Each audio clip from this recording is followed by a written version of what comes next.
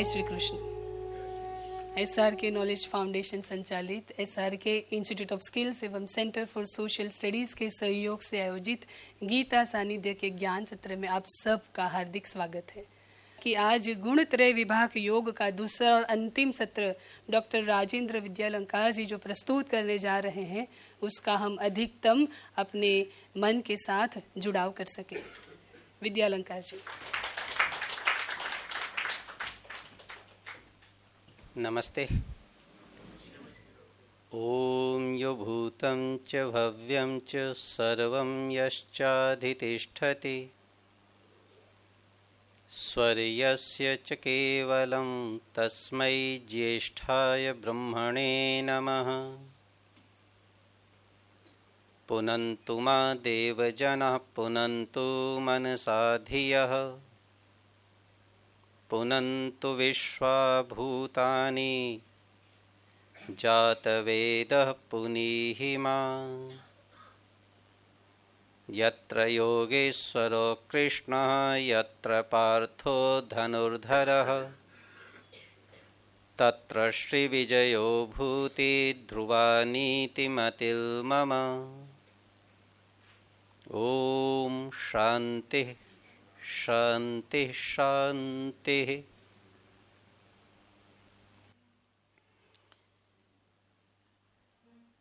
हमारे प्रेरणा पुंज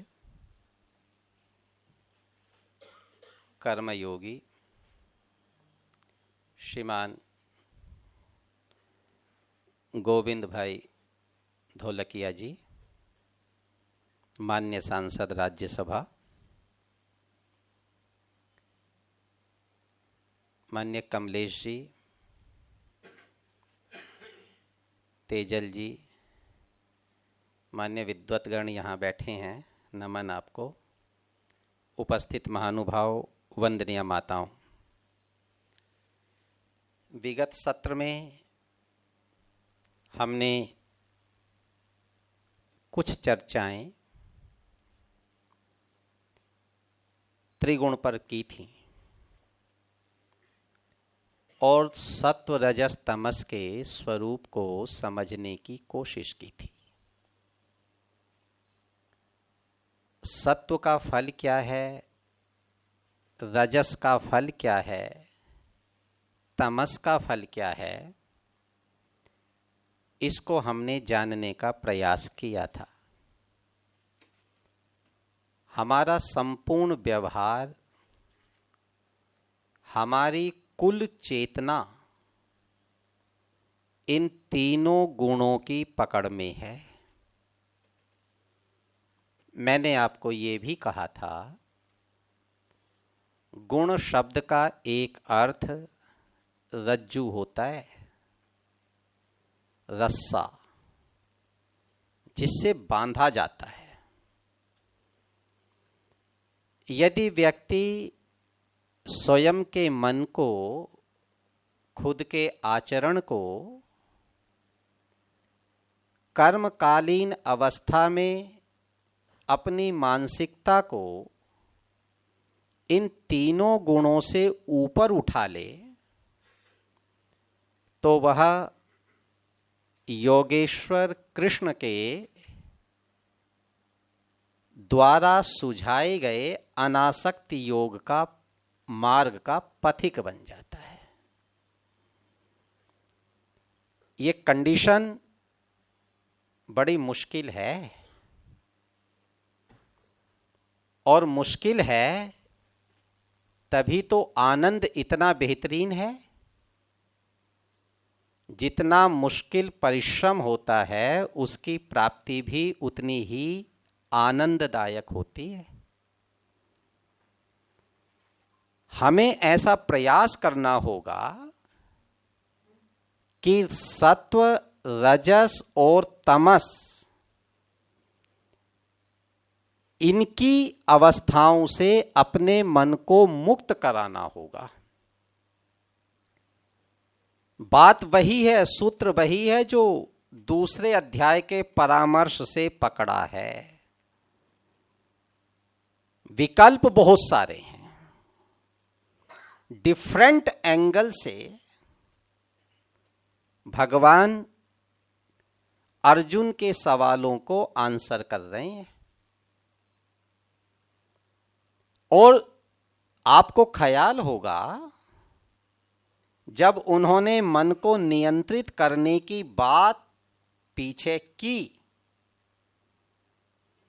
अभ्यासेन तु कौन्तेय वैराग्येण, वैराग्य के द्वारा इसको, अभ्यास और वैराग्य के द्वारा इसको नियंत्रित कर। तो जानते हैं कि अर्जुन ने किन शब्दों में हथियार डाले थे? वायुरिव सुदुष्करम शब्द याद है ना? आप तो ऐसी बात कह रहे हैं जैसे कोई किसी को कहे कि हवा की गठरी बांध लो। गठरी बांधना समझते हैं? जब हम चारा लेने जाते हैं, सामान लेने जाते हैं, तो सामान को कपड़े में रखते हैं और उसकी गांठ बांध लेते हैं। आजकल तो बैग तैयार कर लिए। किसी जमाने में गठरियां बांध करके सर पर चलते थे।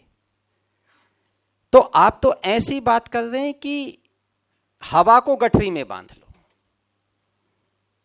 योगेश्वर ने कहा था मन को नियंत्रित करो। अर्जुन ने जवाब दिया था आप तो ऐसी बात कर रहे हैं, इतनी मुश्किल है ये बात कि जैसे हवा को गठरी में बांधना। अच्छा है उन दिनों गैस सिलेंडर नहीं थे, ऑक्सीजन के सिलेंडर नहीं थे, नहीं तो ये उदाहरण सामने आता। काम तो मुश्किल है, लेकिन मुश्किल है तो उसका फल भी उतना ही उन्नत है। तो अनिवार्य रूप से अपने मन को मुक्त कराना होगा, क्योंकि तम, प्रमाद, आलस्य और निद्रा को लगातार पैदा कर रहा है, लगातार हवा दे रहा है। रजस चंचलता को, लोभ को लगातार पैदा कर रहा है। हमारी परेशानी का कारण ही ये है।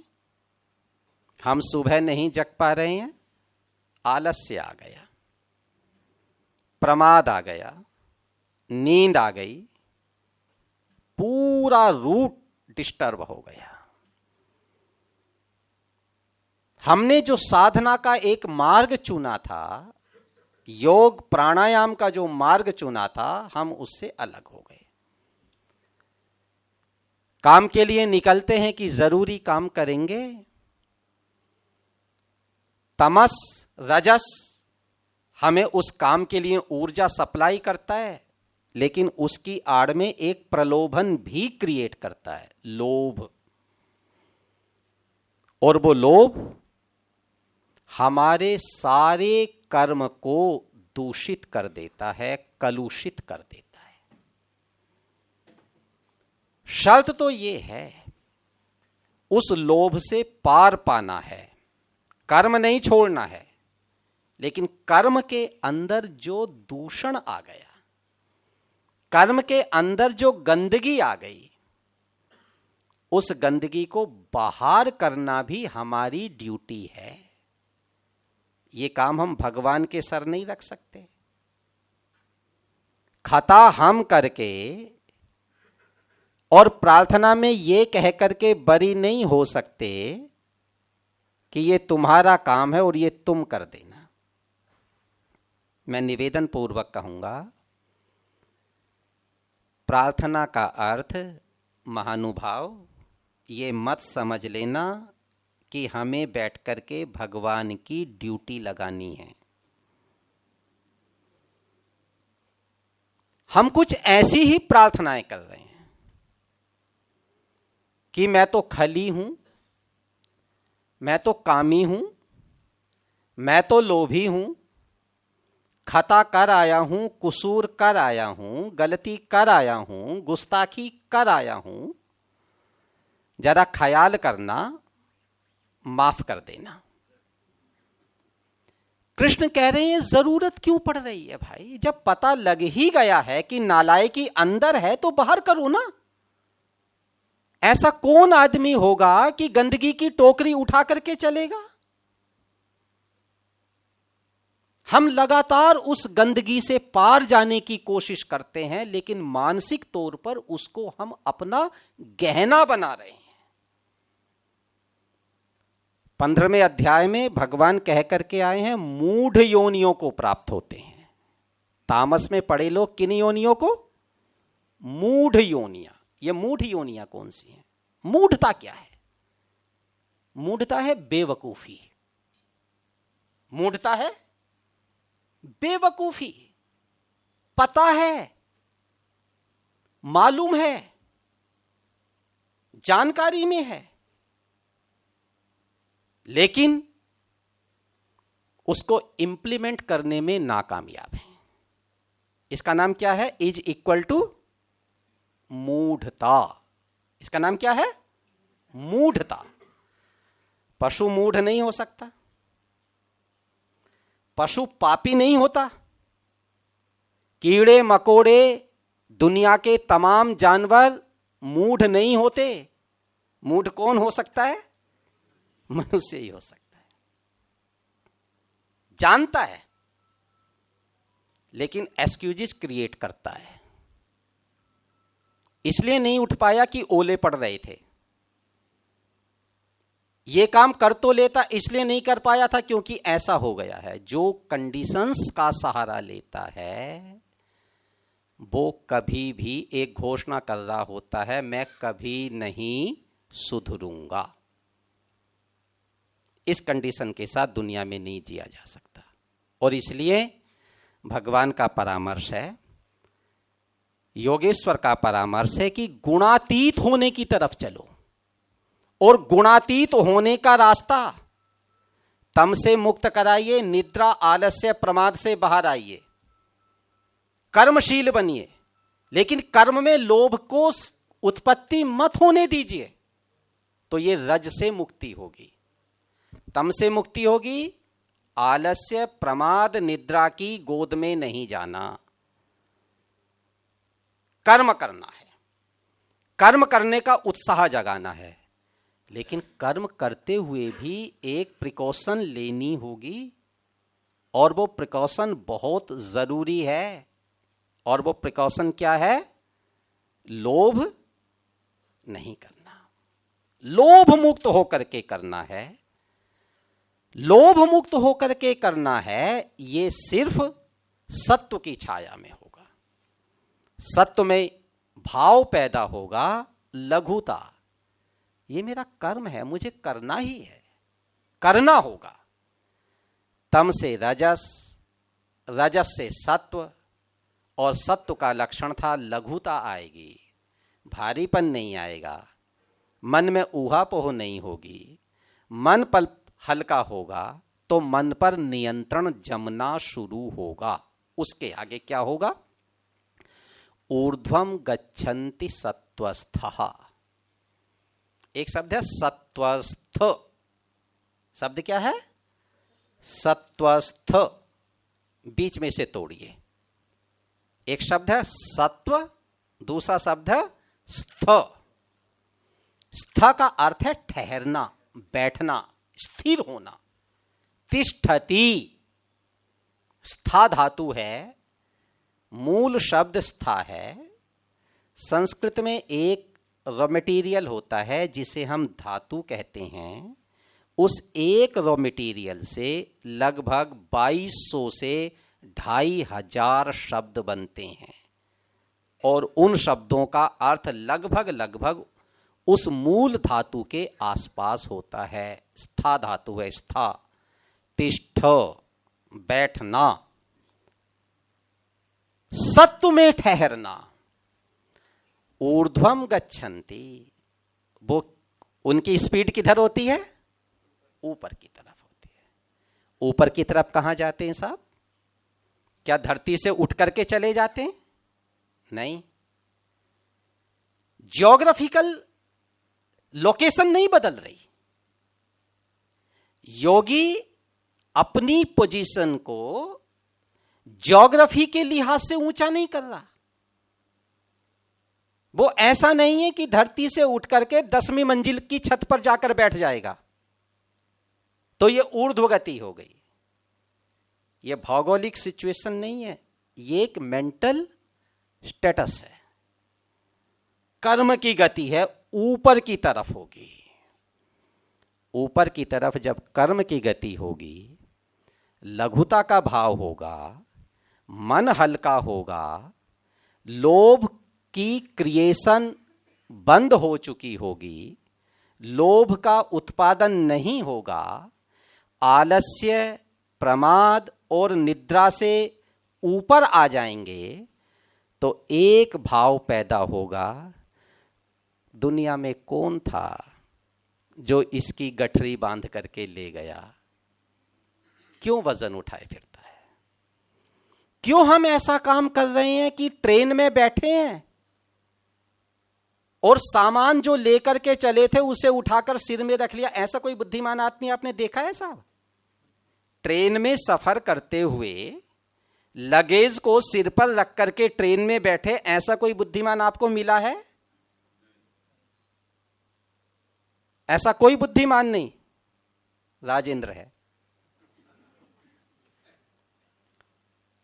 हमें अच्छे से पता है इस सफर में हम हैं, भगवान के सहारे धरती चल रही है, और मैंने इस सारे की गठरी बांध करके अपने सिर पर रख रखी है कि जैसे मुझे उठा करके लेकर के जाना है। मैं आपको याद दिलाता हूं, युधिष्ठिर से यक्ष कुछ सवाल पूछ रहे हैं, याद है ना आपको? और उसमें एक सवाल है, आश्चर्य बताओ, और जवाब क्या आया है? मैं रोज देखता हूं लोग कंधों पर लाशें रखते हैं, डेड बॉडीज को रखते हैं, क्रिमेशन ग्राउंड जाते हैं, अग्नि के हवाले करते हैं, वापस आते हैं और ऐसा सोच करके जीते हैं कि जाने वाला अंतिम आदमी दुनिया से चला गया, इसके बाद किसी को नहीं। हम चाहें तो भी, हम न चाहें तो भी ये जगह खाली करनी है।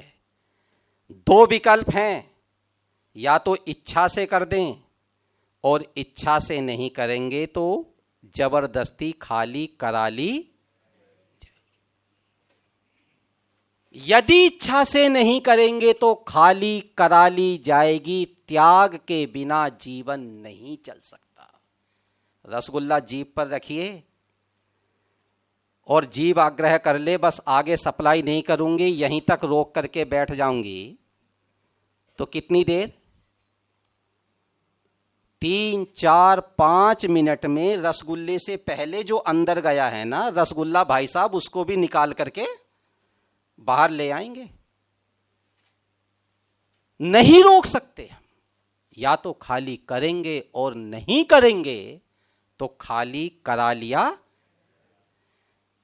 मैं फिर याद दिला दूं, यजुर्वेद 40वां अध्याय, पहला मंत्र, ईशावास्यमिदं सर्वं यत् किंच जगत्याम जगत तेन त्यक्तेन भुंजिथा। भोग करने में बुराई नहीं है, भोग करने में बुराई नहीं है, पर एक कंडीशन साथ है, और वो कंडीशन क्या है? त्यक्तेन, त्याग के साथ, संग्रहेण नहीं है। हम ट्रस्टी हैं, हम मालिक नहीं है। बेवकूफ आदमी, मूढ़ आदमी इस दुनिया का खुद को क्या समझता है? मालिक समझता है। एडवाइस क्या है? ईशावास्यमिदं सर्वम यत् किंच जगत्याम जगत। जड़ है, जंगम है, सबका मालिक भगवान है। तुझे अधिकार है, जितनी भूख है खा, दब कर खा, लेकिन ख्याल रखना त्यक्तेन मा गृधः, लोभ मत कर, लालच मत कर। कस्य स्विद् धनम, अरे बाबले ये धन किसका है? ये किसी का नहीं है। और उसी बात को कृष्ण अर्जुन के दिमाग में बिठा रहे हैं। जिस दिन तूने लोभ का भाव बाहर फेंका, जिस घड़ी लोभ का भाव बाहर गया, मन हल्का हो जाएगा। और मन के हल्के होते ही तेरे अंदर एक परार्थ का भाव होगा। तो लोगों को देखेगा, परेशान कौन है, बेचैन कौन है, व्यथित कौन है, परार्थ ये दूसरे के हित के लिए भी है, हम उनका ख्याल करें, सत्व भाव आएगा। और जब ये सत्व भाव आएगा, मेंटल स्टेटस ऐसा बनेगा, ऊर्ध्वम गच्छन्ति सत्वस्थः, उनकी धारा ऊपर की तरफ जाती है, उनके जीने का तरीका बदल जाता है। खाता योगी भी है, भोगी भी है, नजरिए में फर्क आ जाता है। जीता योगी भी है, जीता भोगी भी है, नजरिए में फर्क आ जाता है।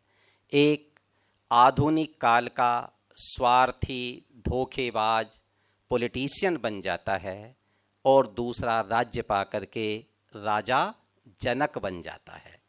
राज्य वहां भी है और राज्य यहां भी है। क्यों? आगे आता है कि गुणातीत की तरफ बढ़ना है तो सत्व की तरफ जा, और सत्व की तरफ जाते ही अर्जुन एक ख्याल करना, एक भाव जगाना शुरू कर, वो प्रैक्टिस में ला, डेली का डेली प्रैक्टिस में ला। तो कहीं नहीं है, गुण ही गुणों में बरत रहे हैं, तो कहीं नहीं है।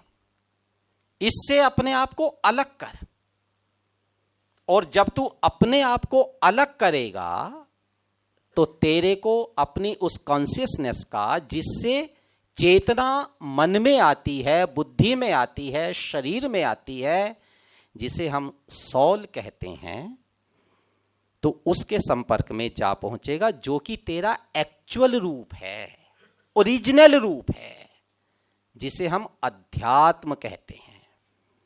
यह अध्यात्म क्या है? बड़ी सीधी सी बात है, बेहद सीधी। अध्यात्म के लिए कोई कंडीशन ऐसी नहीं है कि किसी स्थान विशेष पर बहुत दूर जाकर के बैठना है,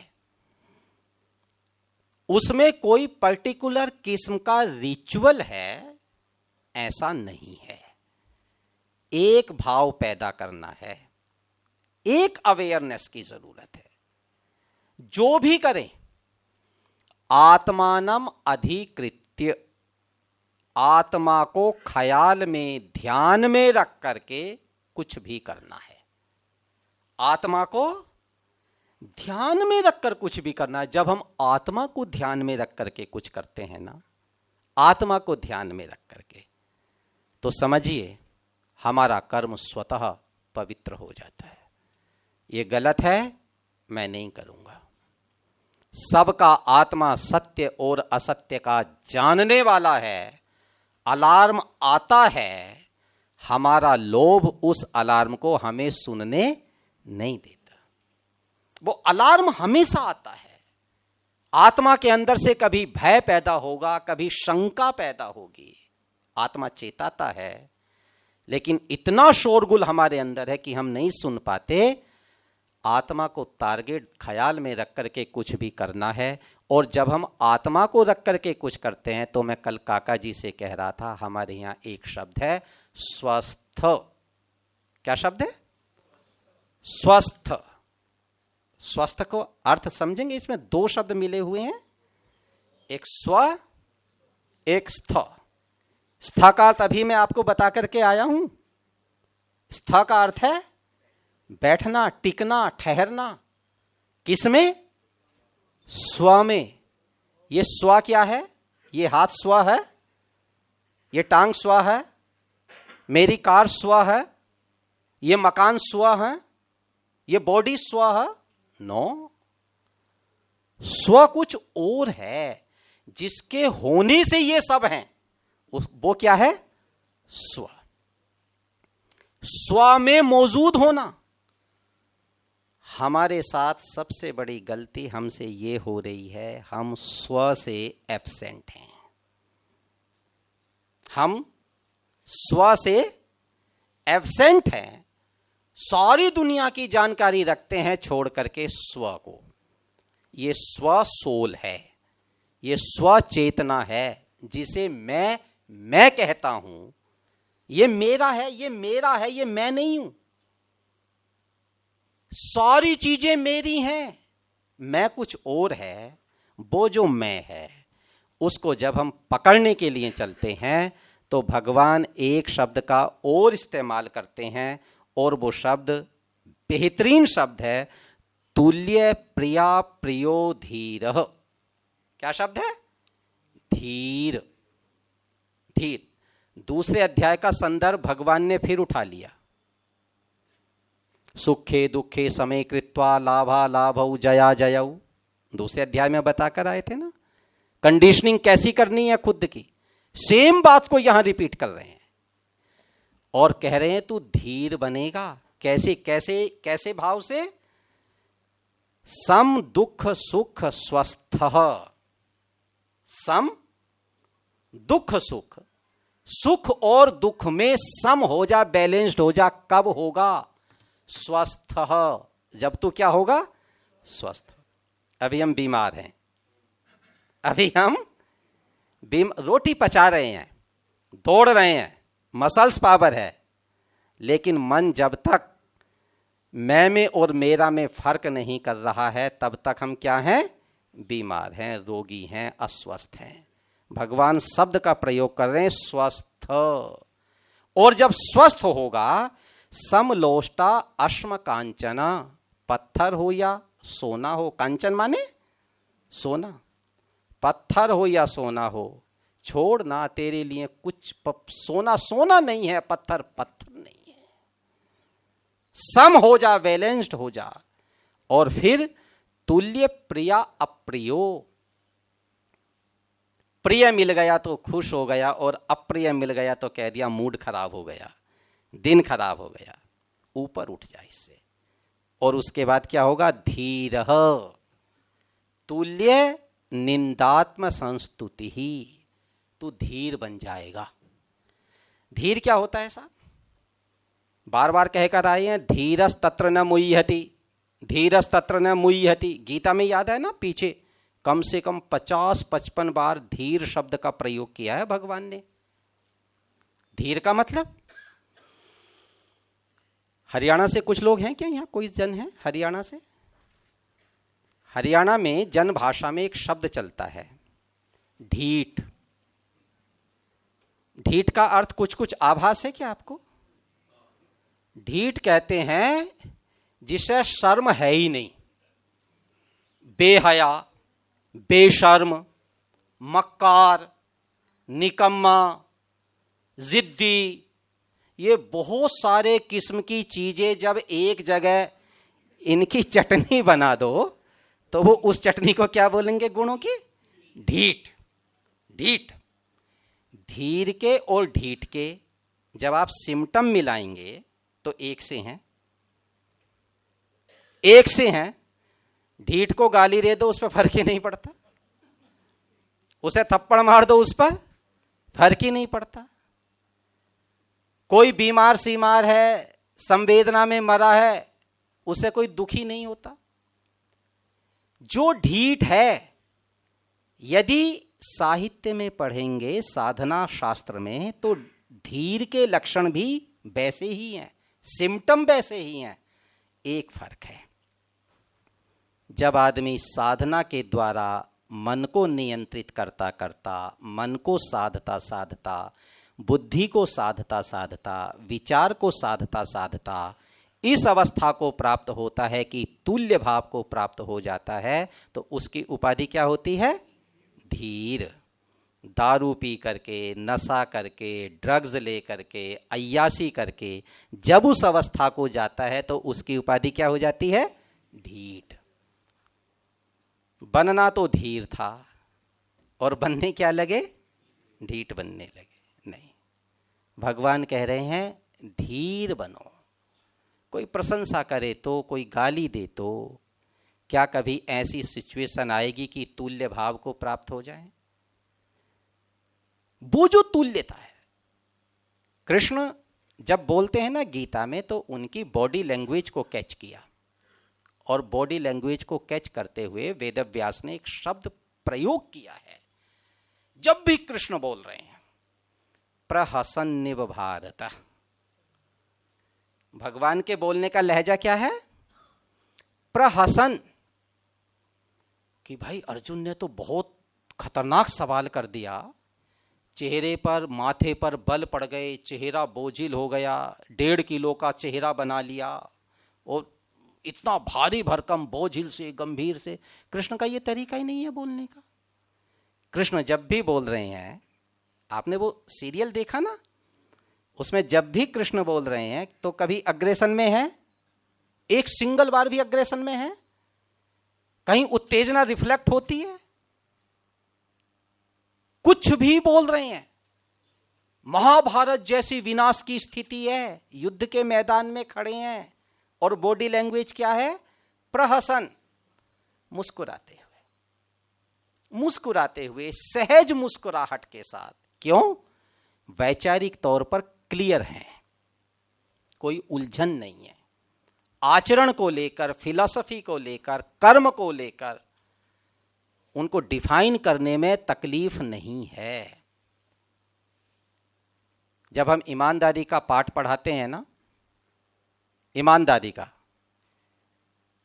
तो हमें कोई आदमी कह देना कि भाई पैसे जो हैं किसी से उधार लिए, वो उधार लिए पैसे वापस करने हैं, देने हैं, तो कई बार हमें सुनाई नहीं पड़ता, सुनते हुए सुनाई नहीं पड़ता,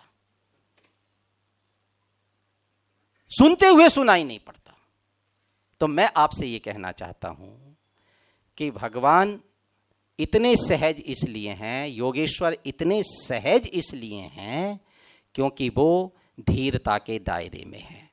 और जब आदमी वैचारिक उस स्थिति को प्राप्त होता है तो उसके बाद एक छलांग वो लगाता है, मानापमानयो तुल्य। मान और अपमान में वो क्या होता है? तुल्य होता है, क्योंकि उसका विचार बहुत मैच्योर हो गया। तुल्यो मित्र अरि पक्षयो, शत्रु हो या मित्र हो, उनके साथ व्यवहार करता हुआ तुल्य रहता है, सम रहता है। सर्वारंभ परित्यागी गुणातीतः स उच्यते। जब उस मेंटल स्टेटस को प्राप्त हो जाता है, उस धीरता के लेवल पर पहुंच जाता है, उस समय वो गुणातीत हो जाता है। और गुणातीत होने का इमीडिएट जो फल है, इमीडिएट फल जो है वो है माम च यो अव्यभिचारेण भक्ति योगेन सेवते। कृष्ण, वह व्यक्ति जो मुझे भक्ति तो करता है पर अव्यभिचारी भक्ति। अभी जो व्यभिचार शब्द है ना, उसका अर्थ लोक में आकर के एक पर्टिकुलर सेंस में पर्टिकुलर किस्म के बिहेवियर को कहने के लिए हो गया, माने बलात्कार, लेकिन रेपिस्ट को हम व्यभिचारी कहते हैं आजकल। एक्चुअल मीनिंग क्या है? व्यभिचरण कहते हैं यहां से यहां कूद जाना, यहां से यहां। मेंढक देखा कभी आपने? मेंढक देखा ना? मेंढक की तरह से कूदते रहना इज इक्वल टू व्यभिचारी। जो कूदना फांदना बंद कर देता है, ऐसी भक्ति करनी है। अव्यभिचारिण, जो व्यभिचरित नहीं हुई, जो एक में टिक गई, एक में स्थिर हो गई, एक पॉइंट पर जाकर के जो सहजता से ठहर गई, वह भक्ति अव्यभिचारी भक्ति है। कृष्ण, जो आदमी भगवान की अव्यभिचारी भक्ति करता है, व्यभिचरित नहीं होता, चीजें उसे अट्रैक्ट इसलिए नहीं कर पाती क्योंकि ऑलरेडी वो क्या हो गया है? गुणातीत। क्या हो गया है जी? गुणातीत। गुणों से बाहर चला गया है, गुणों से बाहर जाकर के देख रहा है, खुद को देख रहा है, स्वयं का मूल्यांकन कर रहा है। उसके बाद उसकी कैलकुलेशंस गड़बड़ाती नहीं है और वो गीता के एक्चुअल मर्म पर पहुंच जाता है। वो सहज रूप से धीर बनते ही, क्योंकि कर्म के फल में उसकी रुचि नहीं होती। हमारी रुचि अभी कर्म के बुरे फल से बचने में है, कर्म के फल से बचने में नहीं है। वो तो आजकल के कुछ लोग, यदि चालाक किस्म के लोग आजकल मर करके भगवान के पास गए होते और भगवान ने आज के दौर में गीता कही होती ना इस 21वीं शताब्दी में, तो इसमें एक आध शब्द का और इस्तेमाल करते। अभी एक आदमी पिछले दिनों मरा और मर करके भगवान के पास जब गया, उसका खाता चेक हुआ तो पता लगा कि इसे तो निम्न योनि में जाना पड़ेगा। आदमी अड़ करके बोला, भाई निम्न योनि में क्यों जाया जाएगा, निम्न योनि का तो मतलब ही नहीं है। जवाब आया, तुमने कर्म बुरे किए हैं। अब ये लोकतंत्र से मर करके गया था, तो इसने जाकर के बोला कि भगवान सुनिए, आपने गीता पढ़ी है कि नहीं पढ़ी? बोले गीता तो पढ़ी है। गीता में अनासक्ति कर्म योग लिखा है? बोले हाँ लिखा है। क्या है? कि कर्म कर और कर्म के फल की इच्छा मत कर। कि जब मैं मिलावट करता था, चोरी करता था, मक्कारी करता था, बदमाशी करता था, तो उसके फल की इच्छा बिल्कुल भी, तो मैं निष्काम कर्मयोगी हुआ कि नहीं हुआ? तो आज गीता में इतना और ऐड कर लीजिए भाई कि आपको सुकर्म करके तो उसके फल से मुक्त होने की चॉइस है, दुष्कर्म करके उसके फल से मुक्त होने की चॉइस। ऐसा मत कहने लगना कि बुरा कर्म करते समय अनासक्त योग था हमारे अंदर और निष्काम कर्म योगी थे। नहीं, किया हुआ कर्म, अथर्ववेद के हवाले से बोल रहा हूं, अपने करने वाले को ऐसे ही खोज लेता है जैसे 1000 गायों में एक बछड़ा अपनी मां को खोज लेता। बिना भुगतान किए उससे बचकर जाने का कोई रास्ता नहीं है। इसलिए ताकत कर्मों के, बुरे कर्मों के फल को माफ कराने में अपनी भक्ति के अमूल्य पल जाया मत करिए। अपनी भक्ति को, अपने आप को सुधारने के लिए जाया करिए। और भक्ति का मतलब यही होगा, खुद को चेक करें, सेल्फ को चेक करें, जहां दोष मिले चिमटे से पकड़कर उसे बाहर फेंकें। और जब तमाम दोषों को हम बाहर फेंक देंगे, जो प्योरिटी आएगी वो परम सत्व होगा।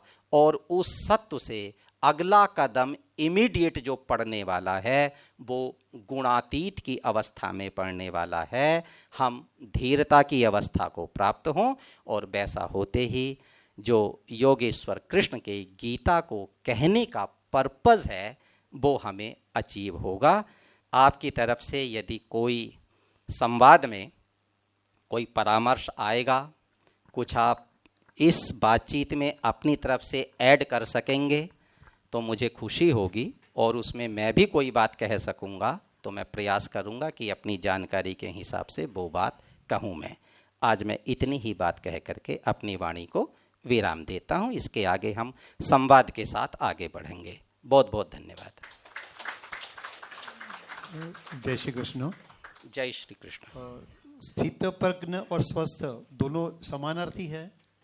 स्थित प्रज्ञ, स्थित प्रज्ञ, स्थित प्रज्ञता और स्वस्थ। हाँ जी, बिल्कुल समान है। स्वस्थ जो आदमी हो रहा है वो धीर होने के बाद हो रहा है। और ये वाक्य धीरस् तत्र न मुह्यति। आदमी धीर कब बनता है? आत्मना आत्मन्येव तुष्टः स्थित प्रज्ञ तदोच्यते। आत्मना आत्मन्ये प्रजहति यदा कामान सर्वान् पार्थ मनोगतान् आत्मना आत्मन्येव तुष्टः स्थित प्रज्ञ तदोच्यते। कि जब आदमी तमाम प्रकार के कर्मों में आसक्ति को छोड़ देता है, खुद में संतुष्ट होता है। आत्मना आत्मनि एव तुष्टः। अभी हम संतुष्ट किससे होना चाह रहे हैं साहब? अभी हम सेटिस्फाई किससे होते हैं, मेरा सवाल है। जवाब देने में अपनी असलियत सामने आने का डर रहता है, लेकिन सच्चाई ये है, इंक्लूडिंग मी, मेरे सहित हम में से ज्यादातर लोग अभी तक मटेरियल से संतुष्टि फील करते हैं। कृष्ण कह रहे हैं भाई तू है ये काफी है, और संतुष्ट होने के लिए इतनी बात काफी है। तू है तो तेरे पास सामर्थ्य है, तेरे पास समझ है, तेरे पास एफर्ट्स करने के इंद्रियां हैं, और जब इतना कुछ तेरे साथ है तो तू संतुष्ट खुद से खुद में संतुष्ट होना सीख। तो स्वस्थ होना यही होना है, स्वयं में बैठना। एक बात मैं आपको और बता दूं, जब हम कर्म करते हैं ना तो 3 शब्द मेरे साथ एक बार याद करेंगे। आत्म विस्मृति, आत्म स्मृति, आत्म अवस्थिति। विस्मृति का शब्द है भूलना। विस्मृति माने भूलना, स्मृति माने याद करना, अवस्थिति माने टिकना, बैठना। हम जब कर्म करते हैं तो 3 स्थितियां होती हैं। पहली आत्म विस्मृति, दुनिया का ख्याल है, बाजार का ख्याल है, दुकान का ख्याल है, प्रॉफिट देख रहे हैं, बैलेंस शीट का ख्याल है, सिर्फ एक चीज का ख्याल नहीं है, और वो क्या है? आत्मा। तभी तो नकली दवाइयां बेच लेते हैं, तभी तो खाने में मिलावट कर लेते हैं, तभी तो ठगी ठिठोरी कर लेते हैं, तभी तो किसी बहन बेटी के लिए रास्ते दुश्वार कर देते हैं, मंजिलें मुश्किल बना देते हैं, तभी करते हैं ना, ख्याल नहीं है। ऐसी भी अवस्था हमें आती है कि हम आत्मा को भूलकर काम करते हैं, पाप पैदा होगा। ये पाप को जनरेट करने की फैक्ट्री है। दूसरी स्थिति है आत्म स्मृति। करो, कुछ भी करो, कारोबार करो, बुरा नहीं है, करना ही है, करना ही पड़ेगा, करना जरूरी है, नहीं करेंगे तो ऊर्ध्वस्थ नहीं होंगे। लेकिन आत्मा को याद करके करना है। एक तीसरी स्थिति है, जब हम धीरे धीरे धीरता की तरफ बढ़ जाते हैं, धीरता को पाने तक आत्म स्मृति की अवस्था रहती है, और तीसरी अवस्था योगियों की हो जाती है, वो है आत्म अवस्थिति। आत्मा में टिक करके, ठहर करके वो कामों को करते हैं, जैसे जनक, जैसे योगी जन, जैसे सिद्ध पुरुष, वो आत्मा में अवस्थित होकर कार्य करते हैं। तो वही स्थिति स्थित प्रज्ञ की है। श्रुति में आता है कि अंते या मति सा गति। ये 14 अध्याय के 14 श्लोक में है, यदा सत्वे प्रवृद्धेतु, सत्व प्रवृत्त होता है तो ये गति होती है, रजस प्रवृत्त होता है तो ये गति होती है, और वो जो तमस प्रवृत्त, तो ऐसे जो वो जो श्रुति अभी है अपना, और जैसी यथा मति, यथा अंते या मति सा गति, वो आप ये तीनों गुणों के बारे में जरा समझाएंगे श्रुति का अर्थ? जब आदमी वार्धक्य में होता है उसकी चेतना कमजोर पड़ती है। निरुक्त में आदमी की जो अवस्थाएं हैं, अस्ति, जायते, वर्धते, विपरिणमते, अपक्षीयते, विनश्यति, हर आदमी 6 स्टेज से होकर के गुजरता है। जब हम जवानी में हैं तो हम वर्धते तक आ गए। वर्धते के बाद एक स्थिति आती है जिसमें से आजकल हमारे वाली पीढ़ी के लोग गुजर रहे हैं, विपरिणमते, परिवर्तन हो रहे हैं। अब शक्तियों में परिवर्तन हो रहे हैं, टेस्ट बदल रहे हैं, रुचियां बदल रही हैं, मोटिव बदल रहा है, टारगेट्स चेंज हो रहे हैं, विपरिणमते। और उसके बाद 5वीं स्टेज आती है अपक्षीयते। चेतना कमजोर पड़ती है, शरीर की चेष्टाएं कमजोर पड़ती हैं, शरीर की शक्ति कमजोर पड़ती है, इंद्रियां कपाने लगती हैं। उस अवस्था में चालाकी भी कमजोर पड़ती है। अंते या मति, अंत में मति वही होगी जो सारी जिंदगी का अभ्यास है। हम चालाक होकर के अंत में वैसी मति बना ही नहीं सकते जिसका हमें सारी जिंदगी अभ्यास नहीं हुआ है। तो इसलिए ये नेचुरल है, मति वैसी ही बनेगी जैसी प्रैक्टिस होगी। इसलिए इस वाक्य का कोई विरोध नहीं आता, अंत में वैसी ही मति बन जाती है, हे भगवान कि अब अपने चरणों में स्थान दे दो, वही मति बनती है। आपने 3 स्टेजेस में बात की। पहले स्टेज में आपने बताया कि तीनों गुणों में एक गुण अगर हावी हो गया तो डिजायर्स पैदा हो। सेकंड स्टेज में आपने ये कहा कि सत्व is keeping an I on Tamas and रजस, तो सत्व डोमिनेट हो गया, तो वहां पे डिजायर्स नहीं पैदा होगी। एक बात, और जैसे मेरी अल्प बुद्धि से समझ रहा हूँ कि you are talking about a process कि in the first stage we have to balance all the 3, then you have to allow sattva to dominate, and in the third stage we have to go beyond all the 3। Am I correct? Right, गुणातीत, ऐसे ही जाना होगा। पहला ही step गुणातीत में नहीं रखा जा सकता। बिल्कुल ठीक समझ रहे हैं। आपने जो बताया सत्व, रजस और तमस, राइट, तो कर्म इनहेरेंटली ये तीनों गुणों से ग्रसित है। तो हमारा किया हुआ कर्म जब ये गुणों से ग्रसित है तो वो निष्काम कैसे हुआ, वो और सकाम कैसे हुआ? ये इनहेरेंटली नहीं है।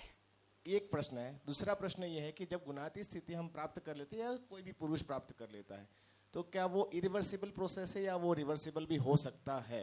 दोबारा रिपीट करें इसे। गुणातीत स्थिति जो है, अगर कोई सिद्ध पुरुष प्राप्त कर लेता है, वो पहुंच जाता है, तो वो स्थिति उसके लिए रिवर्सिबल प्रोसेस है या इरिवर्सिबल है? वो वहीं पे टिक जाता है या तो फिर वापस आ जाता है? वापस आ जाता है। ओके, ठीक। प्रश्न, पहला प्रश्न,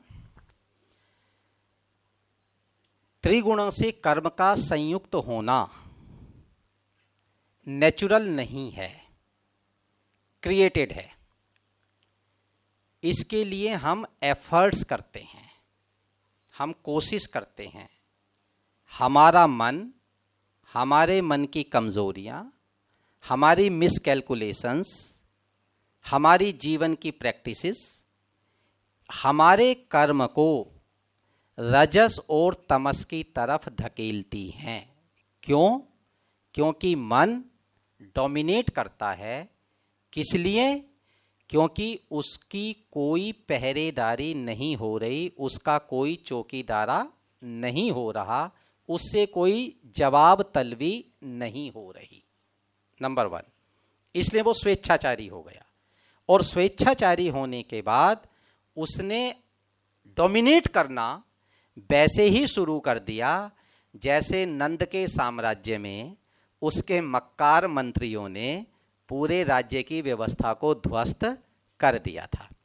इसलिए जब हम पहरेदारी करते हैं, जब हम अपने मन से जवाब तलबी करते हैं, तो हमारी पकड़ में हमारी गलती एकदम आती है कि यहाँ मैं गलती पर हूँ, ये रॉन्ग पाथ है, राइट ट्रैक नहीं है। तो उस समय हम अपने कर्म को, कर्म के स्वरूप को बदलना शुरू कर देते हैं।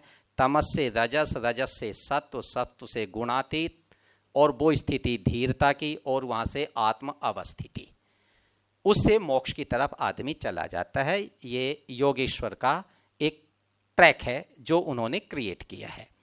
नंबर 1। नंबर 2, जब आदमी बहुत साधना के बाद, बहुत अभ्यास के बाद उस स्थिति को प्राप्त कर लेता है, गुणातीत की अवस्था को, तो दोनों की परिस्थिति में, दोनों के आनंद के लेवल में दोनों की मस्ती के लेवल में बहुत ज्यादा फर्क होता है। ये जो आनंद आज मेरे पास है, इसमें भय मौजूद है। आज मेरी पॉकेट में 5 लाख रुपए हैं। मेरा मन बहुत आह्लादित है कि आज मैं 5 लाख पति हूं। सड़क पर जाऊंगा तो 6 बार दाएं देखूंगा, 6 बार बाएं देखूंगा, कोई कार मेरा पीछा तो नहीं कर रही। उस भय के साए में मेरी भूख डिस्टर्ब, मेरी प्यास डिस्टर्ब, मेरा अटेंशन लेवल डिस्टर्ब, सामने से कोई आया कोई गया मुझे पता ही नहीं, टेबल पर खाने कहीं रास्ते में रुक गया और होटल पर खाना खाने लगा और होटल वाले ने पूछ लिया भाई साहब सब्जी कैसी बनी, तो आप कहेंगे कि भिंडी बहुत बढ़िया थी, और परोसने वाला कहेगा भिंडी तो खिलाई नहीं है, खिलाया तो टींडा है। तो आदमी टींडे और भिंडी का फर्क भी भूल जाता है भाई। तो ये जो आज सुख है, चीजों से जो सुख आएगा वो हमेशा भय मिश्रित होगा। और वेद की एक प्रार्थना आपको सुनाता हूं, अभयम मित्रात्, अभयम अमित्रात्, अभयम ज्ञातात्, अभयम परोक्षात्, अभयम नक्तम, अभयम दीवानः, सर्वा आशा मम मित्रम भवन्तु। अभय जब आदमी होता है, अभय वो तभी होता है जब गुणातीत होता है। जो गुणातीत नहीं है उसको अभय का वरदान नहीं है। और मुनि पतंजलि ने इसे अभिनिवेश कहा है। 5 क्लेश माने हैं ना, उन 5वें क्लेश में 5वां क्लेश अभिनिवेश क्लेश है। भय, खौफ, छिन जाने का खौफ, वो तो इसलिए उस अवस्था में वो बिल्कुल डिफरेंट होता है। उससे वापस आने का माने रास्ता तो है, लेकिन कोई गुंजाइश बनती नहीं है, कोई गुंजाइश बनती नहीं है, ऐसा हो जाएगा।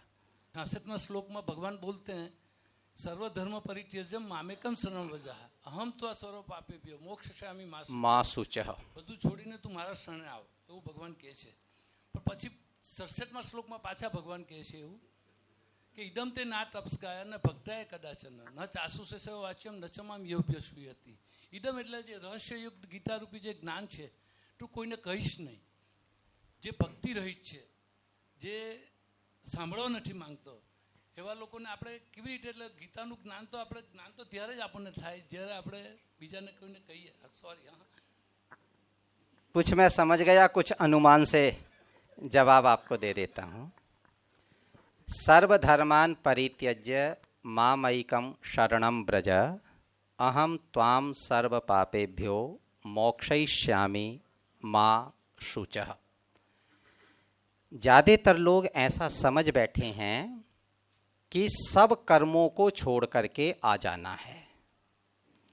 ऐसा गीता का मंतव्य नहीं है। योगेश्वर रिपीटेडली इस बात को अर्जुन के लिए कह रहे हैं कि कर्म तो अनिवार्यता है, कर्म तो करना ही है, लेकिन कर्म की नेचर को बदलना है। और कर्म की नेचर को डिसाइड करती है हमारी डिजायर। हमने उससे कितना फल पाया है, उसके एवज में हम क्या चाहते हैं। ये जो कर्म से फल की आकांक्षा है, परामर्श इतना है कि भाई उसे बायो प्रोडक्ट होने दो, उसमें जोर लगाने की जरूरत नहीं है। वो बिल्कुल ऐसा ही है, बस गेंद को उछाल दो।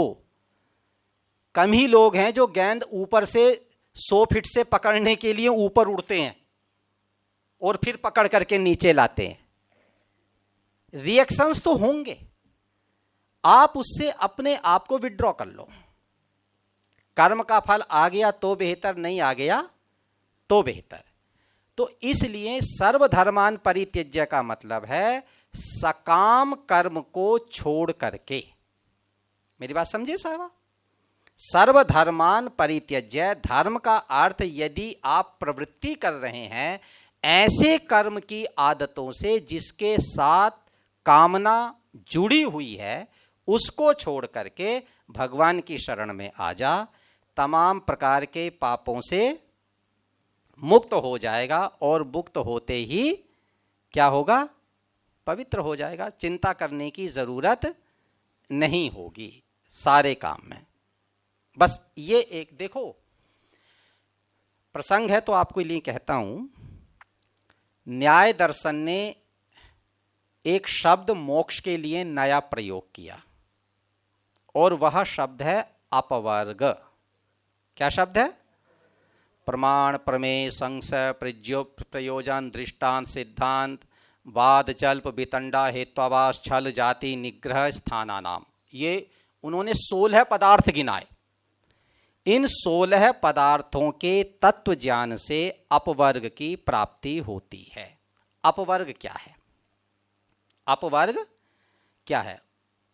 हम भक्ति शास्त्र में उसे वैकुंठ कहते हैं, योग शास्त्र में हम उसे कैवल्य कहते हैं, कहीं हम उसे मुक्ति कहते हैं, कहीं हम उसे एकांतिक आत्यंतिक रूप से द्रष्टु के स्वरूप में स्थापित होना कहते हैं, कहीं हम उसे माया का हट जाना कहते हैं। न्याय दर्शन उसे अपवर्ग कहता है। आपकी समझ के लिए कह रहा हूं, हिंदी में जो व्यंजन हैं, हिंदी की जो अल्फाबेट है ना, उसमें व्यंजन है क ख ग घ ङ च छ ज झ य, है ना इस तरह के। तो उन 5 को सर हम वर्ग बोलते हैं। कवर्ग, चवर्ग, टवर्ग, पवर्ग। एक क्या होता है? पवर्ग। पवर्ग को खत्म करिए तो अ आ जाएगा। जब पवर्ग खत्म हो जाएगा, नय तत्पुरुष समास होगा, तो वो क्या बन जाएगा? अपवर्ग। पवर्ग क्या है? प, आदमी पाप करता है। प, आदमी पाप करता है। पाप कैसे करता है? कर्म में आसक्ति करता है। जब भी कर्म में आसक्ति होगी, उस कर्म से पाप की उत्पत्ति होगी ही होगी, आंशिक हो या सर्वांश में हो, होगी। सकामता पाप की जननी है। प, पाप करता है। प के बाद पाप करता है तो फ, पाप का फल बनता है। फल बनता है तो भोगने के लिए ब, बंधन में आना पड़ता है। और जब बंधन में आता है तो भ, डर लगता है, भय होता है। और भय होता है तो म, मृत्यु होती है। जब जब डरता है तब तब मृत्यु होती है। इसलिए इसके ओरिजिन को खत्म करिए, प को खत्म करिए, पाप को खत्म करिए, फल खत्म होगा, फल खत्म करिए, बंधन खत्म होगा, बंधन खत्म करिए, भय खत्म होगा, भय खत्म करिए, मृत्यु खत्म होगी और स्थिति बनेगी अपवर्ग। क्या स्थिति बनेगी? अपवर्ग। यही रास्ता है सर। आपने बहुत अच्छी तरह से बताया, जो हम जानते भी हैं कि अप्रिय मिला तो दुख होगा, प्रिय वाला मिला तो सुख होगा। फिर पत्थर और सोना दोनों में एक है, but practically it is not possible. जैसे हर एक कोई गोविंद भाई धोले क्या तो नहीं बन सकता। तो हम ये चाहते हैं कि हम थोड़ा कुछ आपके जो मार्गदर्शन से 2% भी ऐसा कुछ सीख ले कि जैसे दोनों में जो फर्क है वो हम जानते हैं, फिर भी हम करते हैं। जैसे दुर्योधन का था, मैं जानता हूँ कि धर्म क्या है, लेकिन मैं धर्म नहीं कर सकता, मैं अधर्म ही करता हूँ। तो ऐसा कोई प्रैक्टिकल चीज मिल जाए तो हमारे भी जीवन में थोड़ा, आज जो गीता सुन रहे हैं, तो थोड़ा हम भी थोड़ा कुछ सीख पाए, तो थोड़ा जीवन यह उम्र में भी थोड़ा लोग सुधार पाए।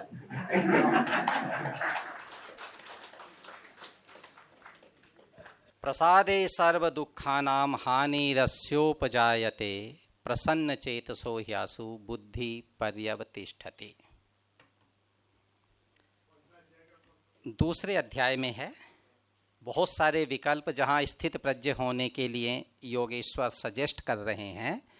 ये श्लोक संख्या 65। प्रसादे सर्व दुखानाम हानि अस्योपजायते प्रसन्न चेतसो ह्यासु बुद्धि पर्यवतिष्ठते। गुस्ताखियाँ होंगी, गलतियाँ होंगी, डिप्रेस होने की ज़रूरत नहीं है। उस समय क्या रवैया अपनाना है। गलती को कैच जरूर करिए, कैच स्लिप नहीं करना। कैच स्लिप करना एक आदत है। कैच स्लिप करने वाला आदमी सेल्फ को हमेशा राइट मानता है। आप कैच स्लिप कर लीजिए कि गलती मेरे से ये हो गई, एक्सेप्ट करिए। एक्सेप्ट करके मातम नहीं मनाना, पाश्चाताप नहीं मनाना। प्रसन्न चेतसो ह्यासु बुद्ध्य पर्यवतिष्ठते, उस वक्त ठहाका लगाइए। उस वक्त क्या करिए? ठहाका लगाइए। और जब आप ठहाका लगाते हैं, ये परामर्श भी सिर्फ कृष्ण दे सकते हैं। बुद्धि पर्यवतिष्ठते, उस समय 1000 परेशानियों का निदान हो जाएगा। एक छोटा सा उदाहरण आपको सुनाता हूं। मेरा विवाह हुआ 1997, जून में विवाह हुआ। अगस्त में राखी का पर्व आ गया। मेरे इन लॉज माने मेरे जो वाइफ के भाई हैं, मेरे साले साहब, वो दिल्ली रहते हैं। तो मेरी वाइफ के मन में ख्याल आया कि राखी बांधने के लिए हमें दिल्ली जाना चाहिए। वो भी कॉलेज पढ़ाती थी, मैं भी पढ़ाता था। हम लोग शाम को 3:45 बजे तक वहाँ पहुँचे। कुरुक्षेत्र से एक ट्रेन चलती है मुंबई के लिए, दादर एक्सप्रेस। उसका समय था 4:20। हमें लगा कुरुक्षेत्र से दिल्ली तक की यात्रा उसमें करेंगे। तब हमारे पास कार नहीं थी, साधन नहीं था, बसों में भीड़ बहुत हो रही थी। तो मैंने कहा हम ट्रेन से सफ़र करेंगे। शादी हुए 2 मास हुए थे। श्रृंगार प्रिय महिलाएं होती ही हैं, इसको अन्यथा लेने की ज़रूरत नहीं है। और विवाह अभी संपन्न हुआ हो और पति के साथ यात्रा हो, तो श्रृंगार का टाइम थोड़ा सा एक्सटेंड हो जाता है स्वाभाविक रूप से। मैंने 2-3 बार कहा भी कि भाई ट्रेन ना छूट जाए, जल्दी चलते हैं। नए शादीशुदा आदमी को जाना हो तो अनुभव आपको भी होगा कि लगेज एक की जगह 3 हो जाते हैं और उनका साइज भी बढ़ जाता है, ज़्यादा सामान। अगस्त का महीना, ह्यूमिड बहुत ज़्यादा है, पसीनम पसीना, सारा श्रृंगार पसीने से बह रहा। हम जब तक स्टेशन पहुँचे तो ट्रेन का अंतिम डब्बा प्लेटफॉर्म को छोड़ रहा था। सामान मैंने रखा, अंदर से यूं आग खड़ी हुई, आग जैसे तूफान आता है ना, बवंडर आता है। दिल्ली तक का सफर लंबा नहीं है, साधन अपना नहीं है। बस में जाने का मतलब पाकिस्तान बॉर्डर पर युद्ध करके बॉर्डर में अंदर घुसना है बस के। इस तरह की भीड़। अब उस भीड़ में जाना हो तो बताइए, गुस्सा नहीं आएगा? तमतमाहट नहीं आएगी? इतना दिमाग खराब हुआ। और यहां तक जहरीले शब्द उठे और अभी यहां तक पहुंचे थे कि मेमोरी ने ये श्लोक याद करवा दिया, प्रसन्न चेतसो यासु बुद्धि पर्यवतिष्ठते। मैंने अपनी वाइफ की तरफ देखा और मैं ठहाका मारकर हंस पड़ा। यकीन मानिए, मेरी वाइफ को बिल्कुल ऐसे ही भरोसा नहीं हुआ जैसे गब्बर सिंह के हंसने पर वो कौन था, कालिया को भरोसा नहीं हुआ था। ऐसे भरोसा नहीं, वो शक पका गई कि मैं इतनी बड़ी उनके कारण गलती हुई और मैं हंस रहा हूं या मैं गब्बर वाला काम कर रहा हूं, सीन क्रिएट कर रहा हूं। लेकिन हम सहज हो गए, हम पिपली गए, हमने बस ली। लगभग एक टांग पर खड़े होकर के लगभग सफर किया, धक्के खाए, ऐसी तैसी हुई, प्यास भयंकर, पसीनम पसीना, यूं चूरा उनके भी और मेरे भी। इतना फिजिकली देखें तो परेशानियों से भरा सफर नहीं रहा, लेकिन आनंद के लिहाज से देखें तो इतना आनंद हमने, आज मेरे पास कार है, उसमें इतना सफर में आनंद नहीं लिया जितना आनंद मैंने उस सफर में लिया। प्रसन्न चेतसो ह्यासु बुद्धि पर्यवतिष्ठते। आप ठहाका मार करके हंसिए, गलती को रिसीव करिए, आइडेंटिफाई करिए और आइडेंटिफाई करके फिर उस पर हंसिए। हम ये नहीं करते। जब उपदेश नहीं देना चाहिए, भाई साहब, शमशान भूमि में आप किसी के बेटे के लिए अच्छी बहू बताने लग जाएं तो वो स्थान ठीक नहीं है, वो स्थान नहीं है। जगह का चयन और वक्त का चयन बहुत जरूरी है समझाने के लिए। तो प्रसन्न चेतसो यासु बुद्धि पर्यवतिष्ठते, उस रास्ते बढ़िए। भगवान ने तो, कृष्ण ने तो कई तरह के विकल्प दिए हैं गीता में। सर, तमस में जो जीवन बिताता है, जैसे वाल्या, तो उसको वाल्मीकि मिले, वाल्मीकि को नारद जी मिले तो उसका वो आगे मीन्स ऊपर उठा। तो एक ये रास्ता है। दूसरा है कानून कि चंबल के डाकुओं ने आत्मसमर्पण कर दिया तो सुधर गए। तीसरा और कुछ रास्ता है तमस से आगे बढ़ने का? अच्छा, एक रास्ता तो हुआ मुनि वाल्मीकि का, जैसा हम कह रहे हैं। ऐसा किंवदंतियां हैं, ऐसा इतिहास के किसी प्रामाणिक ग्रंथ में या किसी ओरिजिनल संस्कृत टेक्स्ट में ऐसा नहीं है। मुनि वाल्मीकि महर्षि प्रचेतस के पुत्र हैं, उनके पूज्य पिता ऋषि हैं, उनकी वो संतान है। तो ये अपवाद लग गया। पर मेरा ऐसा मानना है, मुनि वाल्मीकि प्रारंभ से ही बहुत साधना संपन्न, ज्ञान संपन्न व्यक्तित्व हैं और वो एक आश्रम को चलाते हैं। तो अभी तक मेरी जानकारी में इसके अलावा किसी ओरिजिनल टेक्स्ट से दूसरा संदर्भ नहीं मिला है। लेकिन जहाँ तक बात है तमस से ऊपर चढ़ने की, सत्व को लगातार कुरेदना होगा। देखिए, आदमी का जो मन है ना, वो हमेशा तमस में नहीं रहता। आत्मा तीनों गुणों में आवागमन करती रहती है। कभी कभी हम बहुत खुश हो जाते हैं, बहुत खुश, मतलब किसी का दर्द परेशानी देख करके सबसे आगे जुट जाते हैं कि सारा वजन मैंने अपने सिर पर ले लेना है, तो समझिए सत्व आ गया है। और कभी कभी मेरा क्या लेना देना, मैंने क्या करना है, हम पड़े ही रहते हैं, तो हम तमस की तरफ चले जाते हैं। ऐसा नहीं है कि परमानेंटली एक गुण घेर करके बैठ ही जाता है।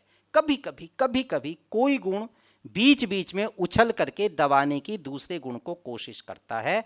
उन मौकों को पहचानिए और उस अभ्यास को बढ़ाइए। वही अभ्यास जितना जितना बढ़ता जाएगा चीजें बदलती जाएंगी। और संग तो हमेशा ही बढ़िया है। दो उदाहरण आपके सामने है। पूज्य महात्मा गांधी का जीवन वृत्त हमारे सामने है और सेम वैसा ही जीवन स्वामी श्रद्धानंद जी का है, जिनका जीवन बहुत ही विकृत स्वरूप का था और बाद में वो स्वामी दयानंद के संपर्क में आए और जीवन के सारे निकम्मे व्यवहार छोड़े। उनकी बायोग्राफी है, ऑटोबायोग्राफी है, कल्याण मार्ग का पथिक। क्या नाम है? कल्याण मार्ग का पथिक। और महात्मा जी की ऑटोबायोग्राफी का तो आपको पता ही है, सत्य के साथ मेरे प्रयोग, उसका हमें पता ही है। ये दोनों जो ऑटोबायोग्राफी हैं ये इतनी अल्टीमेट हैं कि हर आदमी के अंदर एक प्रेरणा देती हैं। और तीसरा एक रास्ता भगवान पतंजलि ने बताया, वीतराग विषयम वा चित्तम। वीतराग योग दर्शन का सूत्र है, वीतराग विषयम वा चित्तम, कि हम जो वीतराग पुरुष हैं उनके चित्र को सामने रखें और उनके चित्र के साथ उनका चरित्र हमारे संज्ञान में आएगा, हमारी पकड़ में आएगा। और जब भी बुराई हमला करे उस चित्र के साथ एक संवाद स्थापित करिए, वो बुराई अपने आप ही सरेंडर करके अंदर से भाग जाएगी।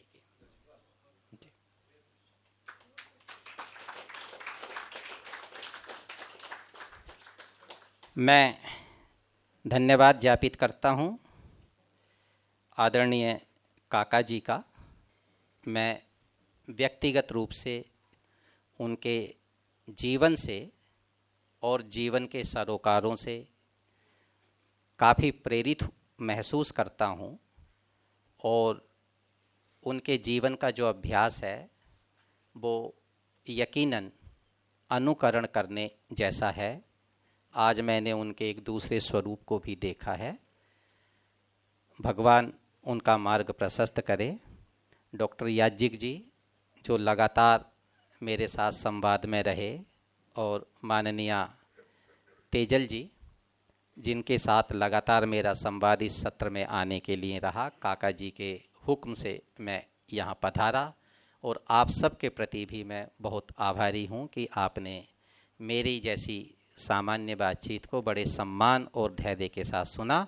मेरा रोम रोम आभारी है। बहुत बहुत धन्यवाद।